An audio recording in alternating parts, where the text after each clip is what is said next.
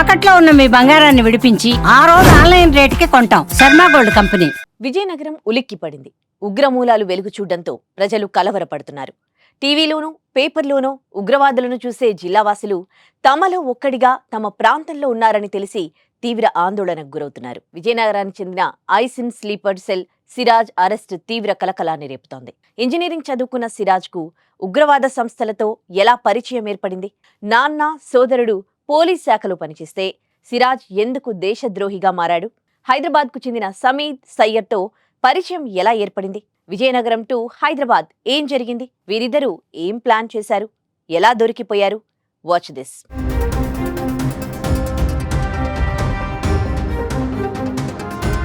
హైదరాబాద్ మహానగరంలో పేలుళ్ల కుట్రను పోలీసులు భగ్నం చేశారు.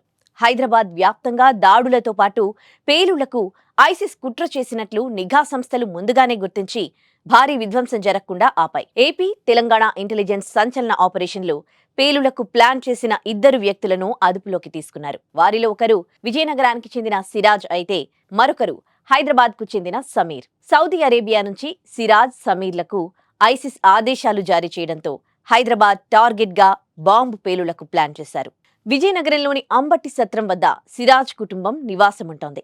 సిరాజ్ తండ్రి, సోదరుడు పోలీస్ శాఖలో పనిచేస్తున్నారు. కానీ సిరాజ్ మాత్రం ఉగ్రవాదం వైపు ఆకర్షితుడయ్యాడు. ఇంజనీరింగ్ చదివే క్రమంలో సిరాజ్ హైదరాబాద్ లో ఉన్నాడు. ఆ సమయంలోనే ఆన్లైన్ వేదికగా ఉగ్రవాద సంస్థలు, స్లీపర్ సెల్స్ తో పరిచయం పెంచుకున్నాడు. అదే సమయంలో పాకిస్తాన్ కు అనుకూలంగా తన సామాజిక మాధ్యమంలో పోస్టులు పెట్టేవాడు.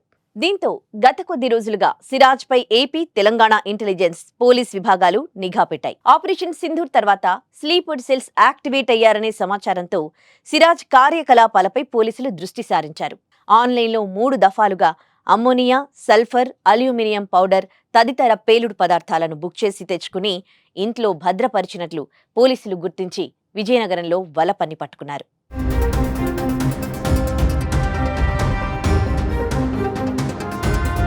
సిరాజ్ ఇచ్చిన సమాచారంతోనే హైదరాబాద్కు చెందిన సమీద్ సయ్యర్ను కూడా అరెస్ట్ చేశారు. సమీద్, సయ్యర్ సిరాజ్ స్నేహితులు. ఇంజనీరింగ్ చదివే సమయంలో ఫ్రెండ్స్ అయ్యారు.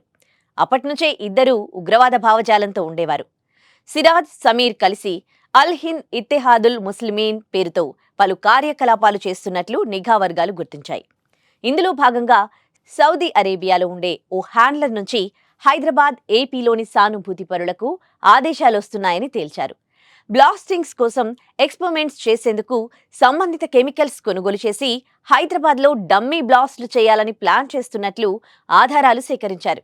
హైదరాబాద్లో కొంటే దొరికిపోతామని విజయనగరంలో సిరాజ్ కొనుగోలు చేశాడు. కొంత ఆన్లైన్లో మరికొన్ని పేలుడు పదార్థాలను విజయనగరంలోనే కొనుగోలు చేసినట్టు సమాచారం. వీరిద్దరూ హైదరాబాద్ శివారులో డమ్మీ ప్లాన్ చేసినట్టు చెబుతున్నారు.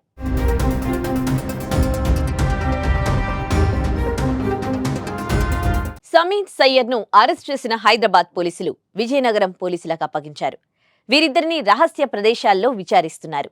ఇంకా విజయనగరంలో ఎంతమంది ఉన్నారు? పేలుడు పదార్థాలు నిల్వ ఉంచారా? ఇవి ఎక్కడి నుంచి తెచ్చారు? ఎందుకోసం తెచ్చారు? అన్న కోణంలోనూ పోలీసుల దర్యాప్తు కొనసాగుతోంది. ఉగ్రవాదుల సానుభూతి పరుల అరెస్టులతో తెలుగు రాష్ట్రాలు ఒక్కసారిగా ఉలిక్కిపడ్డాయి. ముఖ్యంగా విజయనగరం జిల్లా వాసులు భయపడిపోతున్నారు. ఇటీవల ముంబైలో కూడా ఇద్దరు ఐసిస్ స్లీపర్ సెల్స్ ను నిఘా సంస్థలు పట్టుకున్నాయి. 2 రోజుల వ్యవధిలోనే ఇటు తెలుగు రాష్ట్రాల్లో ఇద్దరు దొరకడం ఆందోళన కలిగిస్తోంది.